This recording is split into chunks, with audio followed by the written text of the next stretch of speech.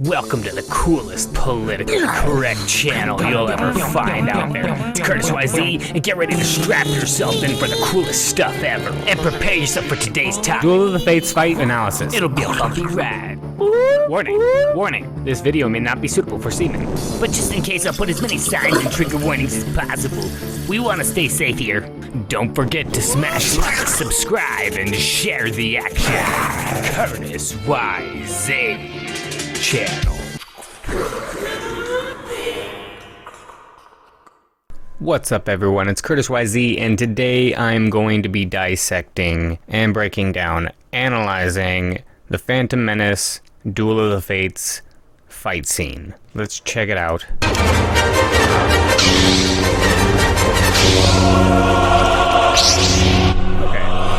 So right off the bat, I wanted to point out, notice how the difference between Obi-Wan and Qui-Gon's maturity when it comes to whipping out their lightsaber, okay? Stupid to dissect some things, but to me it's just like, he's just so, you know, he's so amateurish about it. I like to take note of that. Right off the bat, Obi-Wan using the Force abilities to jump. Wasting his Force abilities, basically, but for a good cause, because he wants to get on the other side so that they can take him on from both angles. Alright,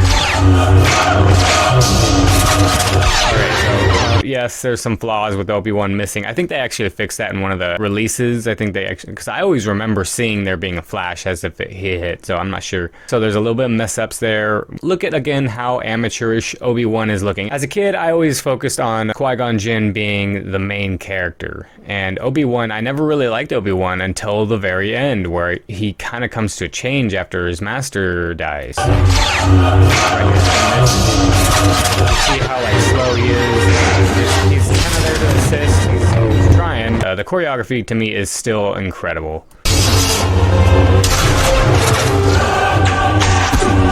The cuts are still phenomenally well done. The sound is, in particular, is what's so crazy. It's easy to see that Obi-Wan is very tired. He might not even know it yet. He's still swinging his lightsaber around, but if you look at his body language, he's saying, I'm hunched over, I'm tired. I'm still in defensive mode, still ready to go, but I'm hunched over, I'm tired. Right here, look at how leaned over he is. Very... okay, I still think that he's force stunning him too, but just that sound, it sounds like a grunt, like as if he was affected, not like he's tricking. It doesn't seem like he's trying to fake him out to me. Obi-Wan does a flip and Qui-Gon just jumps. Kind of interesting. I'm not sure how to really interpret that, besides potentially Obi-Wan's still flashy while Qui-Gon Jinn is coming in a little bit more defensive. Those kinds of cuts, the zooming in on the face, and those crazy cuts like that with the close-up face, the sound, man, it's really good. And I love these long shots because any sort of bad choreography is really hard to tell. Again, it gives that grand scope feeling, and there you could see the entrance of where they came in. You could see how far they've been fighting. Great background, but again, I just love these long, epic shots of them fighting. To me, that's the best. And it's possibly also because you can hear the sound quality, how far away it sounds. Everything sounds so great. Some things like that. I don't know what Obi-Wan was tripping up about, and I don't know why Qui-Gon just standing there, but you know, obviously these are little things. When you're watching it and you're just focusing on what the director wants you to see, you don't see any of these things, and so that's why it never bothered me. I was looking at Maul and his backwards kick that he just performed that's obviously impractical, but he did it so well, and I respect the choreography. The other thing is, you gotta remember, this is Star Wars, so everything is kind of exaggerated. I can accept all these things because in a way, I can imagine he used the Force to guide him. It's so cliche to say, just use the Force, you just use the Force. But that's what's so brilliant about that gimmick of Star Wars, the Force, is that it really does allow you to tell so much grander stories because it just gives it that leeway. And I'm willing to accept that because I don't know, there's something about it that just, for me, it just works, it clicks, it's perfect key for the lock. I'm not a big fan of this guy. To me, that would be like, how did he live that? No, it's the Force. For me, it's just so easy to justify. Some people give the scene flack for the sound. Why does it sound like that? To me, it always sounded crazy, crazy good. But other people are like, oh, why does it sound like deer? To me, it was just the echoing of the sound, and from this angle, that's all we heard. To me, it makes sense. I'm not sure if that's what it is, but I love those sounds. It works perfectly. Let's watch it again just to see. I don't know. It just sounds badass. Even that, like, what is that sound? He's falling and it makes the sound. So, why did he kick him instead of using the lightsaber? Obviously dumb. Even I, as a kid, was like, oh wait, I never noticed that. Look at Obi-Wan. I never noticed that. Obi-Wan way over there in the corner. You can see him hanging. That is so funny. But I still enjoy that because it gives that. I'm going to watch that now. He's just hanging there.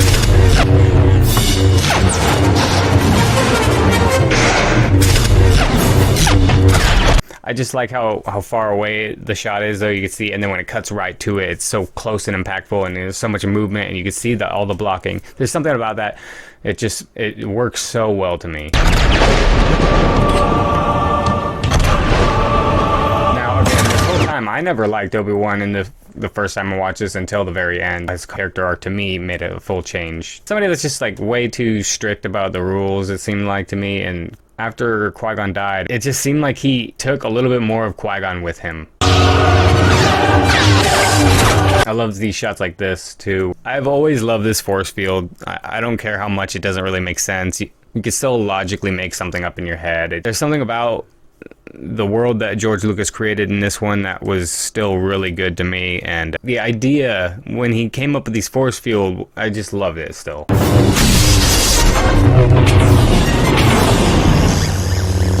So, I don't know, this whole time Obi-Wan's just been trying to catch up, basically, but what I do like about this scene is that it shows the difference between the Master and the Apprentice. And I was also thinking about, this is basically Master and Apprentice versus Master and Apprentice, except for the Sith, the Master wouldn't be there, doesn't want to be a part of this, he sent his apprentice. In this case, it shows the hubris of the Jedi, where it shows Master and Apprentice together. I just keep that in mind.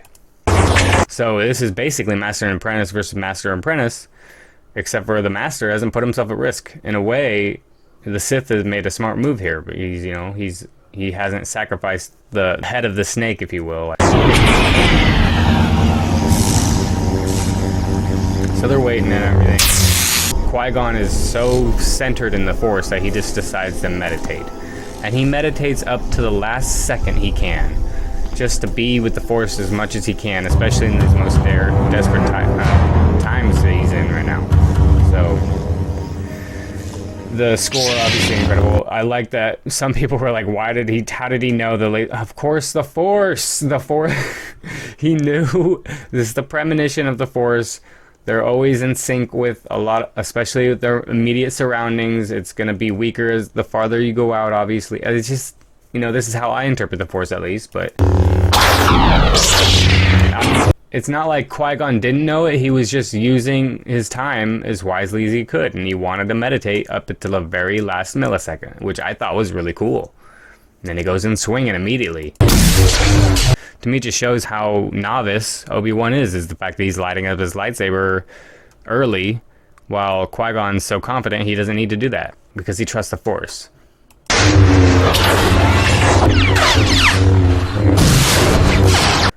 Darth Maul decides to swing it behind him, which is very odd. But I like where it went. I think it was really cool.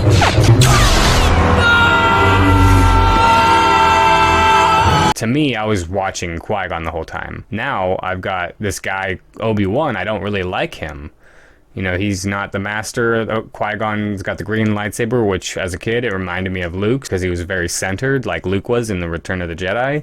So he was my Luke in this movie, you know? And now all I got is this Obi-Wan, which I never really liked Obi-Wan that much in the original trilogy. I do, of course, now. I love Obi-Wan in the original trilogy. I love Obi-Wan in this. But the first time watching it, I remember just not really, I'm like, oh, wow, you know, that was the emotional impact. And some people say too much spinning, too much. It's the flair of Maul, and it's the intimidation factor. It's got to be the most epic, and I don't know. There's something about the choreography that just totally works for me. It's never been unrealistic to me because Star Wars is such a perfect universe when it comes to its rules that I've never questioned any of it until recently, of course. Obi-Wan is getting angry and a little bit scared. He's getting more confident, cockier. Notice right there they use the reverse shot again, just like in Return of the Jedi. When Luke retracts his lightsaber, it's like a reverse shot, like the shot is played in reverse. If you look closely, you'll notice this is actually like, if you look at the way that Maul steps, it kind of gives it away. It's played in reverse, I'm pretty sure.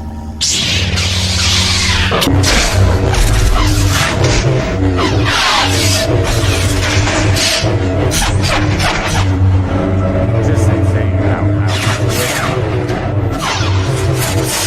It just shows how much Obi-Wan's already matured. That anger of losing his master, very impactful right here, as you can see. Just the way these cuts just totally flow together, as if this was the next move for me.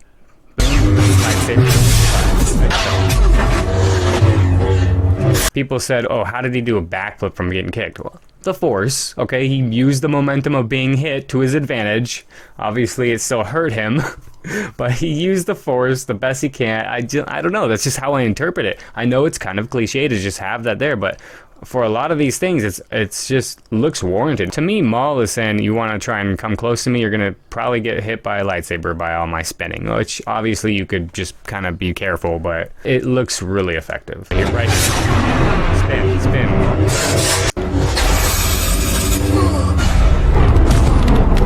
The noise is so incredibly good. Darth Maul has like a very weak force push probably, but the noise was still so great. It gave that little thunderish noise and just felt very impactful. Darth Maul forgetting about the other lightsaber is one thing, but if we pay attention in particular to what Ewan McGregor is, watch his eyes. Watch how he looks at Darth Maul. This is why I believe in the Force stun, because I think he learned it right here. I think he does it back. I think he does it back to Darth Maul. I think that Darth Maul is most cocky he could be right now, and he's now let his guard down. And Obi-Wan uses the Force stun on him at his most vulnerable point, where he's just let his guard down, basically. So right here he looks at the lightsaber, or he visualizes it in the Force. You hear the cue of the Star Wars theme song, emphasizing the Force is at play. Now he looks at Maul, and he gave quite a mean look right that last second. And then Maul's face in particular goes from, you know, cocky or whatever to unsure and possibly stunned. Now he focuses as he just stunned him, and he does all that. It makes sense to me. I'm sorry. To me, it looked like he got stunned. He used his cockiness, and now he can't believe that he just got bested because he got too cocky. And I love this shot because we don't see Obi-Wan with the green lightsaber very often, and right here we get to see Obi-Wan with the green lightsaber just look badass to me. Everything that happens after is also great. I just love this movie, honestly do. I don't think that Jar Jar was horrible enough for me to ruin it. There was some funny parts to me, you know, at the same time. It's so corny to me that it's funny at certain times. But overall, I was following Qui-Gon's character. I thought Qui-Gon was quite compelling, and the pod race was awesome. There was a lot of action in this one that was really good to me, and this particular fight, obviously, being one of the best duels we've ever gotten. Justin Robinson's lightsaber review of this movie, he quite literally couldn't take a lot of those little nitpicky things. And for me, because I was so focused on what the director really wanted me to see, I never saw those for so long, and that I still refuse to. There's still things I just barely see now because I'm so focused on the center of the screen. Basically, it's just what the action is so compelling in this that it's hard for me to see so much of it is going on. But Justin Robinson couldn't. I just thought it was kind of a funny video. For me, it doesn't hit me like that. Oh yeah, the other thing I was going to point out was the Master and Apprentice, and now it's just Apprentice. So they've been cut in half essentially. Now Obi-Wan cut Maul in half. We see the power of the Sith using that strategy that Sidious did, not fighting himself obviously. At an advantage here because what happened? Just, he lost one apprentice while Obi-Wan lost the master. I would say he left the victor of that fight. The Sith won that fight in a sense. But obviously Obi-Wan becomes much more powerful because of this. Yeah, that's it. I hope you enjoyed this review. Thanks for watching. If you like this content, then smash the like and subscribe to the Curtis YZ subscribers group of people club. Thanks for watching. Take it easy.